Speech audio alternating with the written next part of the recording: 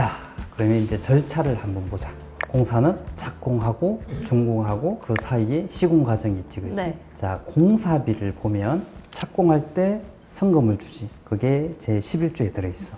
그리고 공사하는 동안은 기성금을 주고 이게 24조에 들어있고 대금 지급은 제 28조에 들어있고 그리고 보고하는 거 이거는 제 9조에 착공 신고하고 공정 보고라는 내용으로 들어있어. 그리고 검사 및 품질에 대한 내용은 제12조의 자재 검사 및 건설공사 품질 관리, 그 다음에 27조의 준공 검사의 이 내용이 들어있고, 그다음 지급 자재에 대한 내용은 제13조 지급 자재와 대여품에 들어있어. 자, 첫 번째 성금부터 한번 보도록 하자. 사망에 보면 성금의 목적이 있어. 뭐라고 돼 있지? 수급인은 성금을 계약 목적 달성을 위한 용도 이외에 타 목적에 사용할 수 없고 노임 지급 및 자재 확보에 우선 사용해야 한다. 그렇지. 성금은 사용은 노임을 주거나 자재 확보하는데 먼저 써야 돼. 그래서 계약을 목적을 달성하는 거 말고 다른 용도로 쓰는 거는 안 된다. 그리고 두 번째는 성금의 정산 방법에 대한 내용들이 들어있어. 그리고 5항에는 성금 반환에 대한 내용이 들어있어. 계약을 해제 또는 해지하면 성금 반환받아야 되잖아. 아, 그죠. 받아내야죠. 그리고 성금 지급 조건을 위반하는 경우도 반환을 받아야 돼. 내가 자재 사라고 줬는데 자재를 안 사고 건설사에서 중간에서 가져가 버렸어. 그럼 어떡해? 그럼 억울하죠. 내 현장 써야 되는데. 그치. 그럴 땐 반환을 요구를 할 수 있는 거야. 자, 공사비가 10억이고 성금이 1억이야. 1차 기성 대가가 2억. 그러니까 이번 달에 건설사가 공사를 한 게 2억 원치를 일했어. 네. 그러면 내가 실제 지급해야 될 기성금은 얼마인가? 1억 8천. 어떻게 알았니? 10% 제하고 1차 기성 줘야 되는 거 아니에요? 여기 보면 저 내용이 있지, 그지? 네. 성금 정산액은 성금금액 곱하기 기성 부분 대가 나누기 계약금액으로 계산돼. 그래서 여기에 기성금은 얼마를 줘야 돼? 기성대가 건설사가 일한 거에서 네. 성급금을 정산을 할 건데 네. 성급금 정산액은 성금액 이게 기성대가 2억 원치를 네. 냈고 계약을 계약금 10억 했어. 그러면 이게 2천만 원이지. 그래서 2억 빼기 2천만 원은 1억 8천. 을 조금 더 쉽게 계산하려면 이렇게 하면 돼. 아, 전 저렇게 계산했습니다. 기성금은 기성대가 2억 원치를 일한 거에 100 빼기 성급금률. 90%. 그래서 90% 하면 1억 8천이 남아. 요게 그냥 간단하게 계산할 수 있는 방법. 자, 근데 문제가 하나 있지. 성급금을 반환을 해달라고 했는데 안 줘. 아까부터 계속 궁금했는데 이거 그 사람이 잘못 썼는지 내 현장에 썼는지 어떻게 알죠? 알기가 어려워. 그러니까요. 내가 자재를 사라고 돈을 미리 줬는데 이 사람이 자재를 사지 않고 다른 걸 샀는지를 알려면 어떻게 해야 돼? 영수증을 달라고 하고 끝까지 추적을 어떻게 하지? 네, 그런 경우가 생길 수 있어. 그래서 우리 회사 같은 경우는 공사대금 안전관리라고 해가지고 성급금을 관리 계좌에 넣어놔. 따로. 그래서 건설사가 그 관리 계좌에서 출금이 안 돼. 출금을 할 수 있는 경우는 자재를 사거나 하도업체한테 대금 지급할 때만 출금을 할 수 있게 만들어놔서, 그러니까 대부분 현장들이 이런 문제들이 종종 생기거든. 그러니까 건축주는 자재 사라고 줬는데 건설사가 자재 쓰지 않고 단 데 써버리면 내 현장에 그만큼 자재를 못 살 거잖아. 현장에 문제가 생길 거니까. 그러니까 그걸 미리 막기 위해서 이제 안전장치를 해놓는 거야. 자, 근데 그렇게 했는데 선거금 반환을 안 해. 어떻게 해야 돼? 우리 보증증권. 그렇지. 그래서 선거금 보증증권을 이렇게 받아놓는 거야. 왜냐하면은 반환 청구를 했는데 반환을 안 해줬을 때 피해를 받기 때문에 그거를 막기 위해서 선거금 보증증권을 미리 받아놓는다. 자, 여기에 보면 선거금 보증증권이 1항에 있어. 그리고 두 번째가 성금 지급 절차가 있고, 근데 여기서 애매한 문구가 하나 있다. 도급인이 성금 지급 시 보증서 제출을 요구하는 경우에 제출해야 된다. 그럼 요구하지 않으면 안 줘도 된다는 거죠. 까먹으면 어떡해, 내가. 그죠? 그리고 성급금 보증서는 보증서를 먼저 받고 돈을 줘야 되잖아, 순서가. 네. 돈을 주고 보증서를 받으면 그 보증서는 효력이 없어. 네. 그 돈을 주기 전에 보증서를 받아야 돼. 그죠? 근데 계약서에서는 요구라고 돼 있는 거야. 네. 그러면 특약이 뭘 넣어야 돼? 성급금 청구를 할 때 보증서까지 같이 제출해야만 나는 성금을 주겠다라고 하는 특약을 넣어놔야 되는 거야. 자, 그리고 성금 지급 절차가 청구부터 지급까지 14일 이내지. 네. 근데 여기 또 이상한 조항이 하나 있어. 자금 사정 불가피한 이유로 지급이 불가능할 경우에는 그 사유 및 지급 시기를 수급인에게 서면으로 통지한 때 그러지 않아야 한다? 무슨 얘기냐면 건축주가 건설사가 성급금 청구를 했는데 내가 지금 자금 사정이 불가피해서 지금 못 주겠습니다 라고 하면 아무 문제가 없는 거예요, 여기는. 그럼 건설사가 그치. 억울하지 않겠어요? 그래서 제 37조 수급인의 동시 이행 항변권이라는 조가 하나 더 있어. 네. 여기는 뭐가 있느냐 하면은 성금과 기성부금의 지급을 지연하는 경우 수급인이 상당한 기한을 정해서 그 지급을 독촉하였음에도 언제까지 불구하고 주세요? 네. 지급하지 않을 때는 건설사는 공사 중지 기간을 정하여 통보하고 공사 일부 또는 전부를 중지할 수 있다. 네. 근데 사실 여기까지 가면 현장은 이미 망가진 거예요. 그렇죠. 실제로 한번 해보자. 공사 시작하고 네. 건설사가 선급금을 청구를 했어. 건축주가 14일 동안 기다렸다가 14일 딱 되는 날 못 주겠어요 라고 하면 건설사는 어떻게 해야 돼? 그 다음 계약서 내용에는 기한을 정해야 돼. 네. 다음 주까지 안 주면은 저희는 멈출게요. 공사를 중지할 수 있습니다. 그런데 건설사는 이미 21일 동안 건설사는 공사를 했는데 네. 성금이 안 들어와. 그러면 자재 사고 그치, 인력 쓴 거 그렇지. 그런 돈들이 다 날리는. 근데 저 상황까지 가면 현장은 이미 끝난 거라고 봐야 돼. 이 현장이 제대로 진행될 수가 없어. 자, 그러면은 어떻게 가야 되느냐?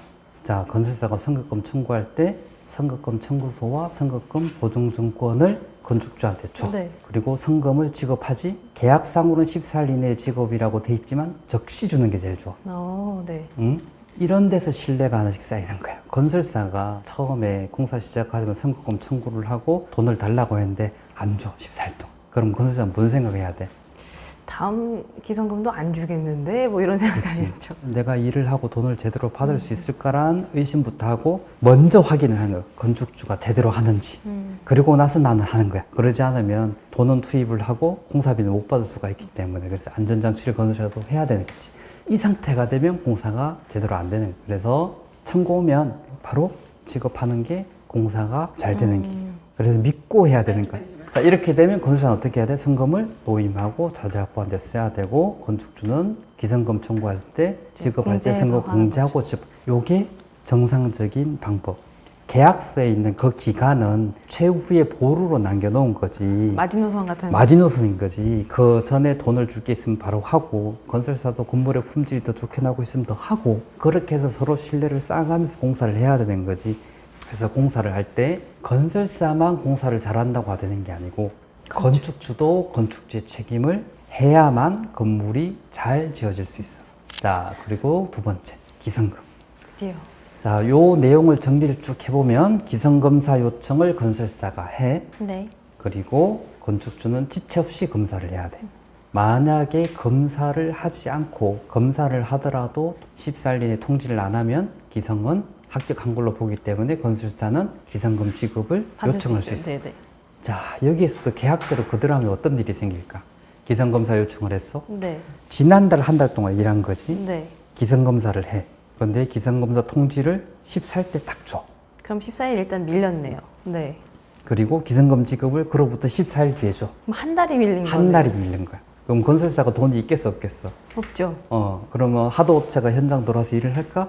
못하죠. 한 달 전 거를 한 달 뒤에 받는데. 그렇지. 내가 일한 거를 한 달은 계속 늦게 받으면 그 밑에 들어오는 하도업체들이 일을 안 하겠지. 여기는 돈 안 주는 아, 현장이다. 여기는 불안하다 그러면 안 들어와. 그래서 계약서대로 그대로 했다가는 현장은 무너진다. 웬만하면 바로바로 주고. 그렇지. 기성검사 요청 있으면 지체 없이 가서 검사하고 그리고 합격하면 바로 돈을 넣어주고 이게 정상적인 방법이라는 거야. 자, 이때 기성금 지급하면 아까 동시이행 항불금 봤지? 네. 대가지엔 이자를 내야 돼. 건축주가 안 준 거니까. 그리고 공사를 멈출 수 있는 거야. 그러니까 이렇게 한 번 단추가 딱 잘못 끼게 되면은 물려가지고 계속 공사는 늦어지고 비용은 올라가고 분쟁은 생기고 그런 일이 생기게 되는 거야. 여기 근데 이 항을 보면 네. 기성 부분, 그러니까 기성금이 얼마인지를 계산을 해야 되잖아. 네. 산출 내역서의 단가에 의해서 산정한다. 수량한테서 내역서 만들라고 그렇지. 하셨잖아요. 근데 다만 산출 내역서가 없는 경우는 공사 진척률에 따라서 독국인과 수급인이 합의하라고 돼 있지. 합의. 자, 그래서 기성부분금을 산출 내역서가 있으면 산출 내역서에 따라서 해라. 산출 내역서가 없으면 공사 진척률에 따라서 해라. 근데 공사 진척률은 어떤 기준으로 정하느냐? 그러니까 기성을 청구를 했을 때 그때 얼마나 공사가 진행이 됐는지를 예를 들어서 전체가 100이면 1층 골조까지 끝났어. 근데 이게 전체 공사의 몇 프로일까? 건설사는 많이 했다고 얘기를 하고 건축주는 방어를 하겠죠. 그치. 나 너 못 믿겠다. 조금만 줄게. 그치. 거기서부터 또 싸움이 시작이 되는 거야. 그래서 산출 내역서가 없으면은 합의를 해야 되고, 합의를 한다는 얘기는 싸울 준비를 해야 네네. 된다는 거예요. 그래서 반드시 그러면- 내역서로 견적받고 내역서로 계약하고, 그렇게 해야지 돈 줄 때부터 싸우지 않아. 자, 근데 산출 내역서의 단가로 한다고 했잖아. 네. 그러면 산출 내역서에 수량은 어떤 기준으로 해? 단가는 하라고 했으니까 됐지. 수량 몇 메다 작업했는지 어떻게 정할 거야? 아, 그래서 뭐가 들어가요? 특이하게 기성부분금은 완료된 공사 빼기 기성금 유보액 빼기 선급금 정산액으로 계산을 하는데, 완료된 공사는 이렇게 산정한다라고 특이하게 넣어야 되는 거야. 아, 네. 1. 계약 내역서의 품명을 기준으로 해당 품명이 수량 산출서에서 구분된 해당 층실 위치에서 공사가 완료된 것으로 한다. 무슨 얘기냐면, 여기 지금 석고보드 천정이 붙어 있지. 네. 요 석고보드를 반만 한 거는 아니. 안다. 다 해야지 그치. 된 수량 거다. 산출서 요 실에 수량들이 요거만큼만 딱 뽑혀져 있거든. 그래서 요거를 다 해야만 완료된 걸로 본다는 거야. 네. 자, 두 번째로 완료된 공사는 계약 품질이 확인되지 않더라도 일단 시공된 부분을 얘기를 해. 그래서 이거 잘못 붙였다고 하더라도 일단 여기에 완료된 수량으로만 봐. 그 다음에 세 번째, 완료된 공사에서 자재와 시공이 품명으로 구분되어 있지 않은 품명의 기성은 자재 반입만으로는 기성 부분금으로 산정하지 않으며 해당 품명의 공사가 완료돼야 된다. 무슨 말일까? 타일 갖다 놓고 음. 배송 왔다고 이거 공사한 거예요. 기성금 넣어주세요라고 하면 안 된다. 뭐 이거 그렇지. 아니에요? 그래서 내역서에 보면 품명에 재료비, 농비, 경비가 있지. 네. 그래서 재료비만 따로 줄 수가 없어. 아, 그래서 이거는 그 재료가 현장에 들어왔다고 해서 돈을 주는 게 아니고, 거기에 시공이 완료가 돼야만 돈을 주는데, 완료된 수량은 첫 번째 있는 거 있지. 수량 완료, 산출서에서 해당 층실 위치에서 완료된 걸로 수량을 뽑아. 근데 철근 같은 경우는 네. 내역서를 보면 철근 품명에 재료비 가격만 넣고 철근 가공조림에 노후비만 넣어 있어. 분리가 되어 있군요. 분리가 돼 있어. 왜 그렇게 넣었을까? 가격이 비싸서? 너무 큰 거야. 현장에 들어오는 시기하고 시공한 시기에 차이가 있기 때문에 철근이 현장 들어오면 그건 돈을 줘 일단. 그리고 공사한 건 또 따로 돼 있기 때문에, 그래서 그렇게 구분되어 있지 않은 거는 하나의 품명이면 자재비, 농후비, 경비를 따로 주지 않는다.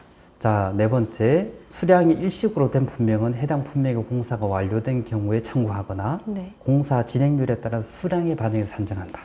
그러니까 내역서의 일식이라는 거는 최소한으로 줄이면 좋겠지. 네. 근데 어떤 게 있는 건 가설 울타리가 만약에 일식으로 돼 있어. 가설 울타리 설치 뭐 이렇게. 그게 전체가 뭐 한 60m로 돼 있고, 가설 울타리 현장에서 설치를 딱 했어. 그리고 나서 이 가설 울타리는 언제까지 있어? 공사 끝날 때까지 있잖아, 그지? 그러면은 첫 번째 달 기성이 신청되면 어떻게 해야 돼? 끝난 거죠. 아, 아, 해제할 때까지. 그지? 그러니까 공사 기간이 6개월이면 6분의 1 하는 거야. 자, 그리고 이제 기성금을 빼야 되잖아. 네. 어떻게 빼느냐 하면은, 이것도 기성금 유보액은 수량 산출서에서 해당 품명의 층실 위치의 수량에 따른 금액으로 하는데, 첫 번째 완료된 거, 아까 여기서 완료된 거는 일단은 품질이 확인되지 않더라도 완료된 완료 거를 처리, 보내. 네. 근데 거기서 빼는 게 계약하고 달리 공사를 했으면 일단 그거는 빠는 거야. 두 번째, 계약 품질이 확보가 안 됐어. 예를 들면 타일을 공사를 했다라고 가서 봤는데 타일이 삐뚤삐뚤하게 돼 있어. 그러면 계약 품질이 확보가 안 됐으니까 이건 뺍니다. 네, 뺀다. 검사 및 검측을 받지 않고 시공한 경우. 예를 들어서 내가 조금 이따 설명을 하긴 할 건데, 아까 검사가 있었잖아. 계약서에 이걸 검사를 받으라고 해서 계약을 했는데 검사를 안 받고 공사를 하면 이걸 확인을 못하지.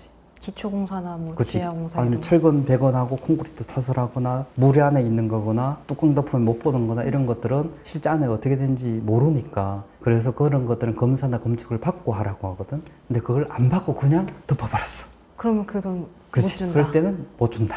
그래서 반드시 검사 검측을 계약에 돼 있는 대로 해라. 받아라. 네 번째, 건축주가 이거 잘못했으니까 수정해 주세요라는 걸 안 한 경우도 안 줄 거고. 그쵸, 당연한 네. 거죠. 왜 이런 것들을 기성금 유보액에다 넣어놨을까? 계약은 건설사가 나한테 무언가를 해주면 그에 해당하는 거를 돈을 주는 거야. 그러면은 가장 확실하게 계약을 확정을 할 수 있는 거는 돈과 관련돼서 묶어야 돼. 그래서 이것들이 안 되면 나는 돈을 못 줍니다. 그러니까 제조 주체가 명확해야지 그만큼 공사를 하는 거야. 그래서 기성금 유보액에 요걸 넣어놓은 거. 자, 요것도 견적 조건에 있었어. 아, 미리 만들어놨다. 그렇지. 자, 그리고 성금, 기성 부분금이 공정률이 100%가 되면 누적된 기성금액이 계약금액까지 오겠지. 그게 딱 네. 끝나면 가장 베스트. 자, 처음에 공사 시작할 때 선급금을 주지. 일한 것보다 돈을 더 먼저 줘. 네. 그 대신에 안전장치를 뭘 가지고 있어? 보증과 상품. 보증서를 가지고 있는 거야. 그리고 두 번째다, 기성. 공제 일부하고 1차 기성금을 줬기 때문에 아까만큼 이렇게 올라오죠. 네. 그렇지. 그래서 다시 2차 기성, 3차 기성, 마지막에 이렇게 점검이 나가는 거예요. 자, 보면 건설사는 내가 일한 것보다 덜 받는 시기들이 생겨. 네, 더 받는 시기도 있고 덜 받는 그렇지. 시기. 그런데 항상 뒤로 가면 갈수록 못 받는 금액들이 너무 커져. 네. 건설사 입장에서는 불안해. 뒤에서 계속 못 받을까 봐. 그런 불안함이 계속 생길 수 있어. 자, 그런데 공사를 하다가 분쟁이 생기면 협의를 하고 합의를 해서 해결을 해야 되는데 그게 안 되면 소송으로 갈 수밖에 없잖아. 그런데 합의는 늦어지면 질수록 양측의 피해는 자꾸 불어나. 그쵸. 건축주는 대출 이자를 내야 되고 건설사는 지금 자재 산 거랑 인력 들어간 거면 그렇지. 그래서 협의가 길어지면 길수록 피해가 더 커져가지고 점점 해결하기가 더 어려워지는 거야. 그래서 첫 번째로 해야 될 게 계약에서 합의가 없도록 계약서를 미리 정하는 거야. 그리고 두 번째가 계약서를 아무리 꼼꼼하게 적었다고 하더라도 협의하고 합의할 일이 생기는데 분쟁 금액이 작으면 합의에 도달한 시간이 짧아져. 너하고 나하고 뭔가를 거래를 하고 있는데 가격을 정하는데 서로 100원 차이가 나. 이거를 합의하는 것과 1억이 차이다. 머리채 잡고 싸우는 거죠. 그래서 양측 간의 요 폭을 줄이면 줄일수록 좋은 거야. 일한 거와 기성금 준 거, 설계 변경된 것들이 폭이 좁으면 좁을수록 합의할 때마다 쉽게 갈 수 있는데 이게 벌어지면 벌어질수록 커진. 그래서 기성금을 월 1회 주라고 하는 거야. 그리고 공사하다가 변경사항이 생기면 즉시한다. 공사 변경사항들을 계속 쌓으면 끝에 가서는 이게 분쟁이 커지고 합의할 금액이 커지기 때문에 합의하는데 기간이 오래 걸리고 오래 걸리면 피해가 양쪽이 커지고 그러면 그걸 어떻게든 받아내려고 소송으로 가고 소송으로 가면 기간이 1년, 2년 걸리고 그래서 이런 일이 없게끔 하려면 계약에 합의라고 하는 항목들을 줄여서 특약상에다가 명확히 써놓게 한다. 자, 이제 준공검사고 대금 지급에 대해서 설명을 해줄 건데 건설사는 공사가 다 끝났다고 준공검사 통지를 건축주한테 해. 네. 그리고 건축주는 준공검사를 해야죠. 해야지. 만약에 하지 않으면 검사 결과 통지를 10일 내에 하지 않으면 합격한 걸로 봐. 아까 기성검사처럼 기성검사 똑같아. 그리고 합격이 되면 되는데 합격이 안 되면 다시 해야죠. 그지. 다시 보수한 다음에 재중공검사를 해야 돼. 자, 합격을 하고 나면 건설사는 뭘 할 수 있는가 하면 인수 요청을 할 수 있어. 건물 가져가세요. 그리고 건축주는 인수를 하면 되는 거야. 네. 이게 27조에 있는 준공 검사에 대한 내용이고 28조의 대금 지급에 대한 내용은 자, 합격하고 나면 건설사는 현장 정리를 하고 두 번째로 대금 청구를 하고 잔금 같은 거. 네. 잔금을 마지막에 대금 지급을 하는데 네. 여기에 이게 있어. 동시. 여기 보면 도급비는 특약이 없는 한 계약의 목적물을 인도받음과 동시에. 네, 어떻게 동시에 주지? 돈을 들고 건물 건물키를 들고 이렇게 네. 맞바꾸나? 계약서 이런 게 들어가면 안 돼. 선우가 항상 있어야 되는 거야. 그리고 안전하게 받으려면 일단 받고 줘야 되는 게 맞지 않나요? 그치. 바꿔주는 게 맞는 거고. 그래서 동시라고 하는 것들이 실제로 현실에서 이루어질 수가 없기 때문에 계약서에 나야 되고, 이게 특약이 없는 한이란 뭐야? 특약에 하고 나서, 아, 인수할 때 그치. 며칠 뒤에 내가 대금을 지급하겠소라고 해놓으면 되는 거야. 여기 또 미지급하면 또 이제 또 때까지는 이제 이렇게 오는 줘야죠. 거야. 네. 자, 근데 요게 제일 분쟁이 많아. 다 와서요? 나와서 서로 쌓아놓는 거야. 서로 공사할 때 막 쌓아놓고 공사 끝날 때쯤 빵 검은 마음을 속에 숨겨놓는 거야. 네. 어떤 게 주로 생겨? 사용 승인 여부. 요 조항에 사용 승인이라는 얘기가 들어있어?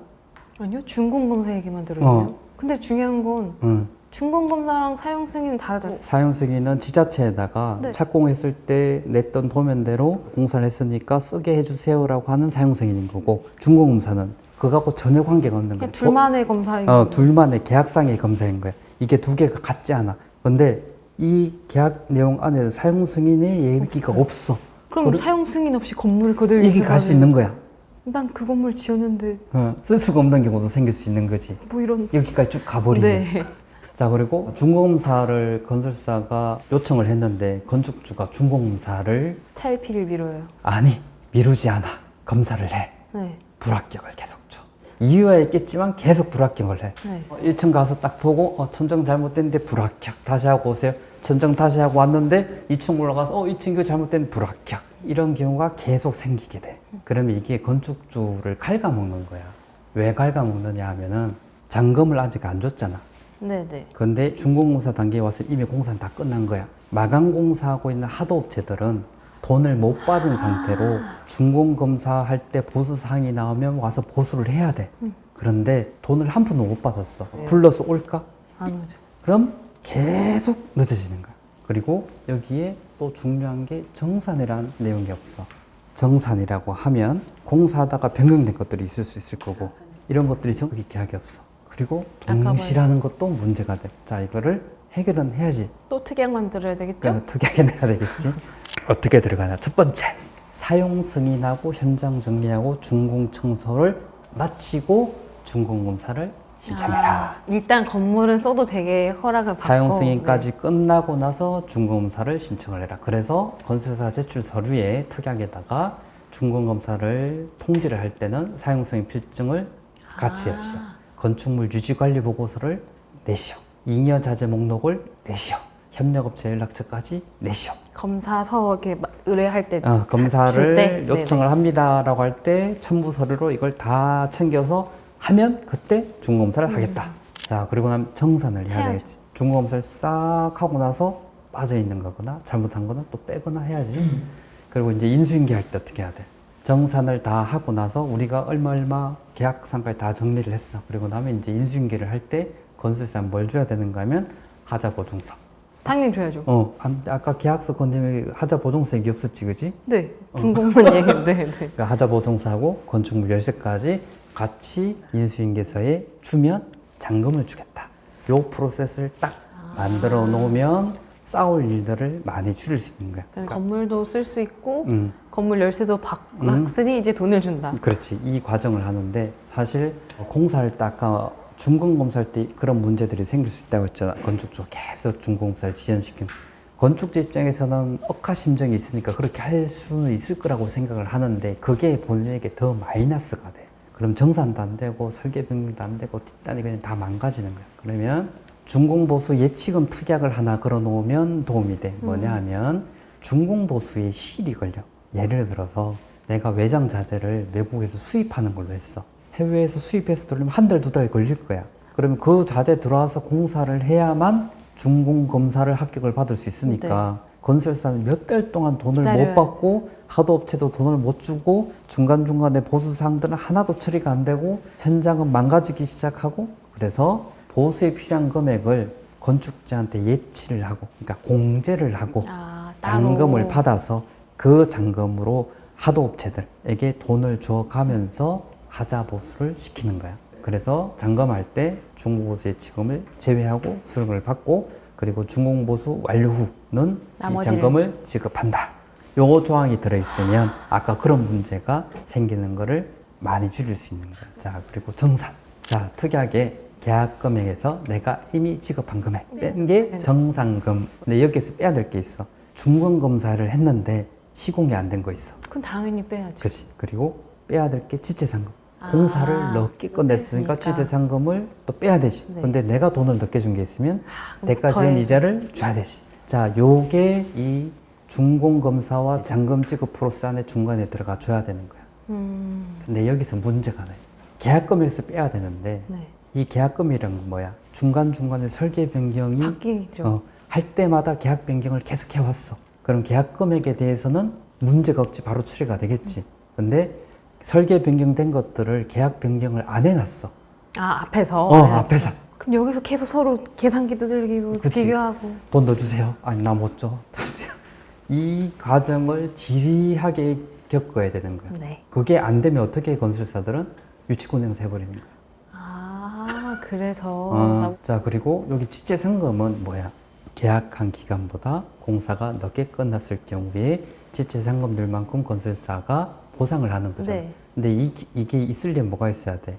공사 중에 설계 변경들이 계속 일어났으면 공사 기간도 변경이 됐어야 되지.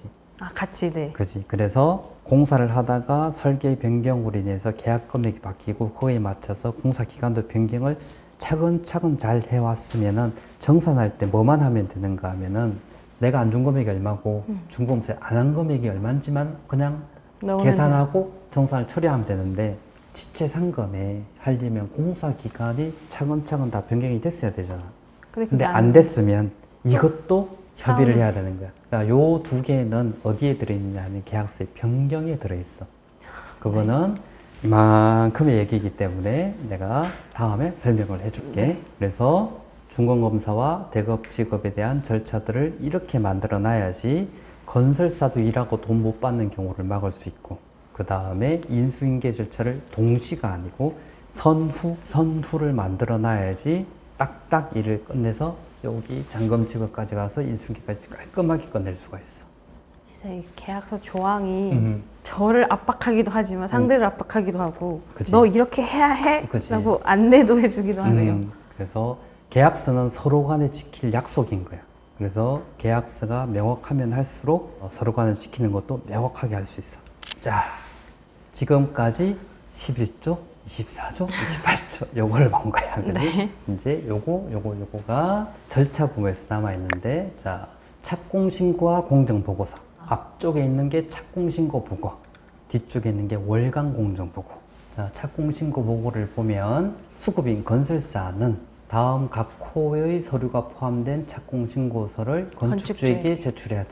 그러니까 관공서에 제출하는 착공신고서가 아니고 공사할 때 먼저 이렇게 착공을 하겠습니다라고 건축주에게 보고를 해야 되는데, 들어가야 될 게 첫 번째가 건설산업 기본 법령에 의해서 배치된 건설기술자 지정서. 뭐지 이게?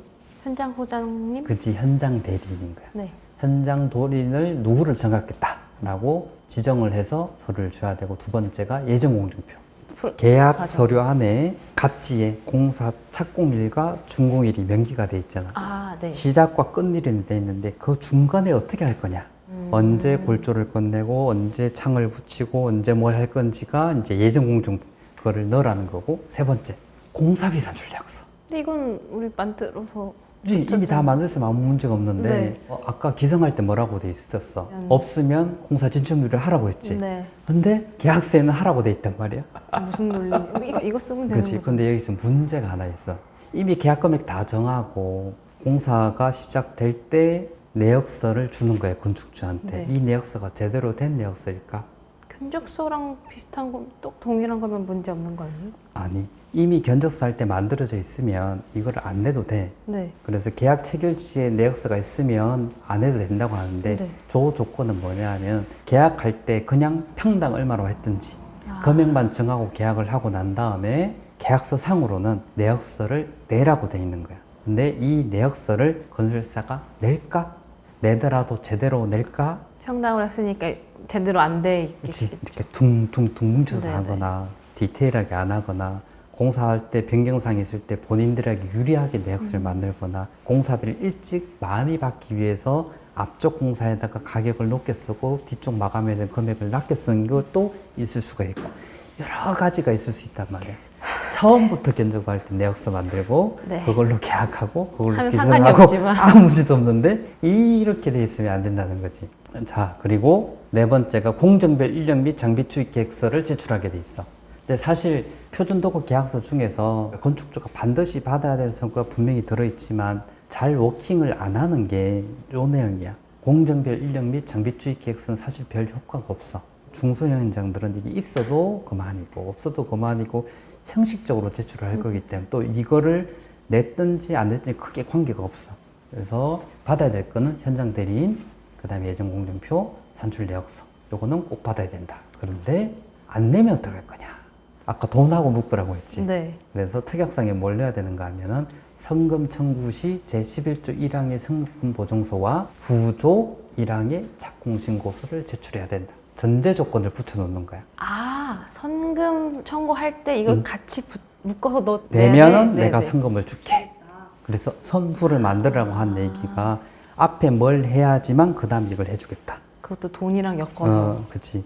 그래야만 이 계약의 강제성들이 만들어지는 거예요. 자, 그 다음에 월간 공정 보고 사항에 보면 건축주는 건설사가 월별로 수행한 공사에 대해서 다음 각호의 사항을 명백히 해서 다음 달 14일까지 제출하도록 요청할 수 있고 건설사는 응해야 된다. 그래서 월간 공정표와 수행 공사 금액, 그 다음에 인력 장비 및 자재 현황, 그리고 계약사항의 변경 및 계약 금액의 조정 내용을 제출을 하라고 돼 있는데 네. 이에 응해야 되는데 안 하면 어떡할 거야? 강제를 또 해야 되겠죠? 야, 뭘로 묶어야 되지? 얘는 기성금이겠죠? 그렇지. 제24조 1항의 기성부분 검사 요청 시 제9조 사항의 공정보고서를 제출해야 된다라고 묶어놓으면 되겠지. 그럼 기상검사할 때 요것들 같이 붙여서 제출을 해라. 네. 그러면 자 1항의 내용이 월가의 공정률과 수행 공사 금액 이게 내역서인 거예요. 이게 기성 청구서가 되는 거고. 네네네. 그리고 한 달 동안에 몇 명의 인력이 들어갔고 자재 어떤 어떤 장비가 들어갔고 어떤 자재가 들어갔는지 그리고 한 달 동안에 변경된 것들이 있는지 이런 것들을 기성하고 묶어야지 이 서류를 받아볼 수 있어요. 이걸 안 묶어 놓으면 주세요. 아유, 뭘 굳이 뭘 받으세요 뭐 이렇게 되는 돈이랑 묶어라. 돈이랑 묶어라. 왜냐하면 건축주가 힘을 쓸 수 있는 거는 돈밖에 없어. 돈 줄 때. 근데 그 돈을 계약서에다가 잘 묶어 놔야지 건설사가 책임지고 일을 잘할 수 있기 때문에 이런 것들을 해놔야 되는 거예요. 그래서 이런 내용들이 특약상에 들어가면 좋아. 자, 그리고 이제 12조. 자재의 검사 및 건설공사의 품질 관리. 이걸 4개로 나눠봤는데, 자, 자재는 계약서에 신품을 쓰라고 돼 있어. 당연히 새거 써요.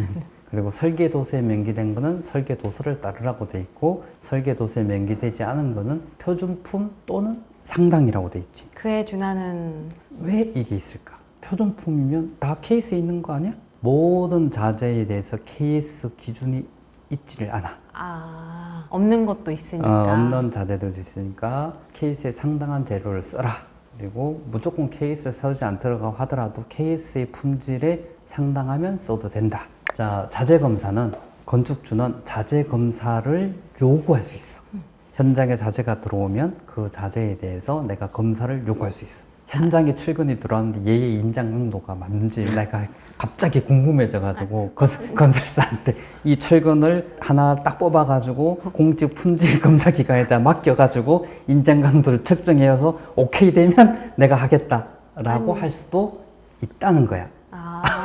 검사에 불합격된 자재는 당연히 대체하고 재검사를 해야 되겠지. 그런데 어떤 문제가 있었냐면 건설사는 검사에 대해서는 이의 신청할 수 있어요. 검사를 했는데 검사가 불합격됐다고 하면 건설사는 이거 정확한 우리는 자재를 썼습니다.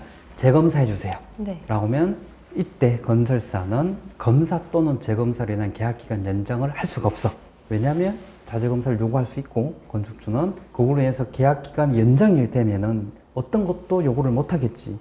근데 여기 단서가 재검사 시에 적합자재로 딱 나오면 그러니까 그건 연장이 된다. 연장해 주는 거야. 그러니까 건축주가 이거 이상하다. 다시 검사하자. 건설사 무슨 소리냐? 이거 맞게 했어. 그럼 재검사 해보자. 했는데 건축주가 틀렸어. 그럼 이제 건설사 기간 다 인정해 줘야 되는 거야. 자, 그리고 아까 얘기했던 기성검사에서 제외하는 항목. 네네. 수중, 지하, 공사 후 확인이 불가능한 공사는 건축주가 참조해.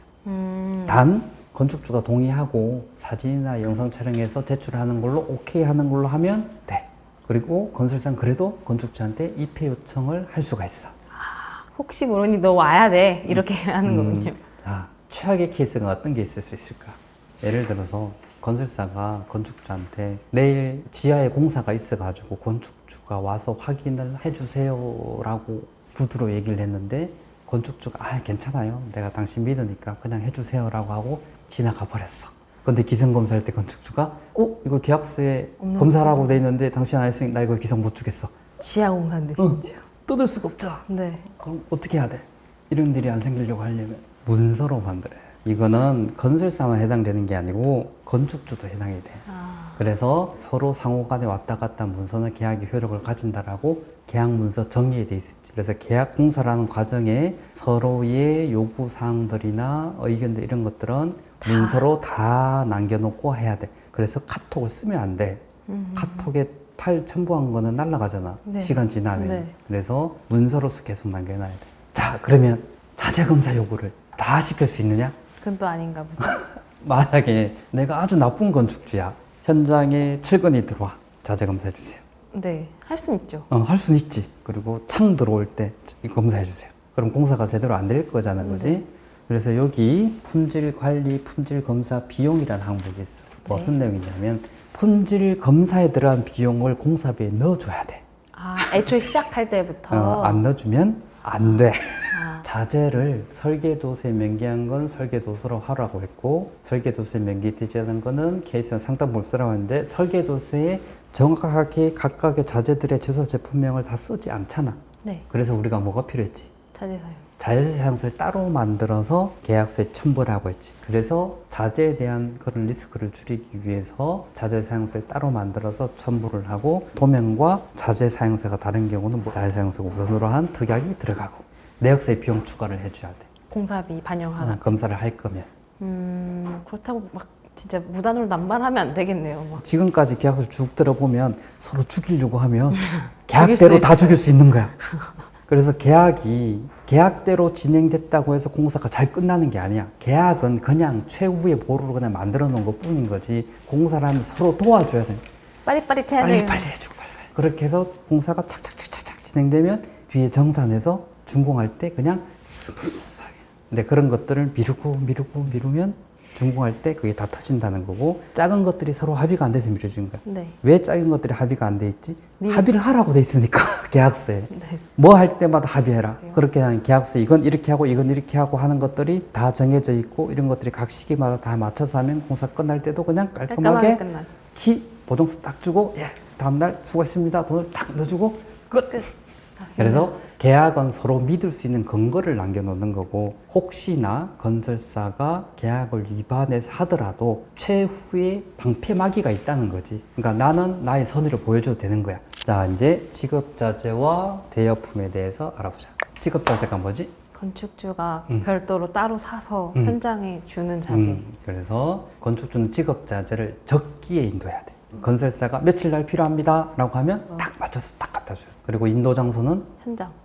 어디에다 제가 사놨으니까 그거 가서 가져가 쓰세요. 안 돼. 그거 안 돼. 자, 현장에 자재가 들어왔으면 이 자재에 대한 관리 책임은 건설사한테 네, 있는 거지. 건설사. 멸실이나 훼손하면 건설사는 건설사. 변상의 책임이 있는 네. 거야. 그리고 부적합한 자재가 있으면 건설사는 대체 요구가 가능해. 야, 이거 이상하니 바꿔야 된다. 그렇지.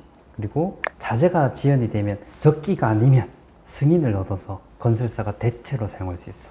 이때 건축주는 비용을 줘야 되겠지. 건설사 돈으로 썼으니까. 아, 네. 자, 여기에 뭔가 문제가 있거든. 여기서도 계약을 악용할 수 있는 것들이 생겨. 자, 건축주가 네. 현장에다 자재를 갖다 놓고 그 자재를 현장에다 쌓아놨는데 네. 현장 소장이 일주일 뒤에 발견한 거야. 네. 그래서 건설사가 이거 대체해 주세요. 이상하다. 대체해주세요. 근데 건축주가 보기엔 어때? 네, 일주일 뒤에 발견했으니까 관리를 잘못해서 그런 그치, 거 아니야? 수가 있겠지, 네. 그치? 그럼 누가 잘못한 거지? 어떻게 가려야 되지? 그래서 여기서 뭐가 더 들어가야 되는, 직업자재가 현장에 들어올 때는 건설사는 검사를 해야 된다라고 하는 특약을 미리 넣어놓으면 들어온 자재에 대해서. 자, 그리고 또 하나, 인도 장소는 현장으로 돼 있지. 네, 현장이면 되는 거 아니에요? 현장 어디? 옥상? 아. 1층? 2층? 이 타일은 1층부터 10층까지 2박스씩 다 들어가야 되는데, 인도의 장소가 현장인데 현장에만 차를 갖다가 대면 돼? 아니면 내려줘야 돼? 현장에 어디까지 넣어줘야 돼? 앞쪽에서 대금 지급이나 이런 것들로 서로 쌓여 있으면 이걸로도 싸워. 그리고 직업 자재에 따라가는 자재들이 있어. 부자재라고 하거든. 네. 이거는 변기인데 변기에 들어가는 부속 자재들 있잖아. 네. 그런 거는. 오. 자, 이것도 우리가 견적 받을 때 해놨어. 어디 해놨냐면 건축주 직업 자재에서 주자재를 제외한 부자재, 시공비, 자재, 하차 비용. 아, 하차 비용까지 있구나. 이걸 건설사는 견적 낼 때 넣어야 되는 거야. 그래서 무슨 얘기냐면 건축주가 몇 번지에 며칠 날 몇 시까지 자재를 배송해 주세요라고 해서 주문을 넣었어. 네. 그러면 차가 올 거잖아. 그러면 현장에서는 하차, 지게차로 떠서 적정한 위치에 놓는 거는 공사비에 포함인 거야. 그러니까 범위를 거기까지 딱 잘라서 견적 범위를 잡아놓은 거야. 네, 네. 다르게 잡아도 돼. 건축주가 직업자재는 다 사서 적재적소에다가 내가 다 꼼빵을 해서 다 놔주겠습니다라고 해도 돼. 자, 요것도 견적 범위에 우리가 이미 결정해 놓은 거 있으니까 요것도 특이하게 넣으면 그대로 그럼 붙이면 되겠네. 그대로 붙이면 돼.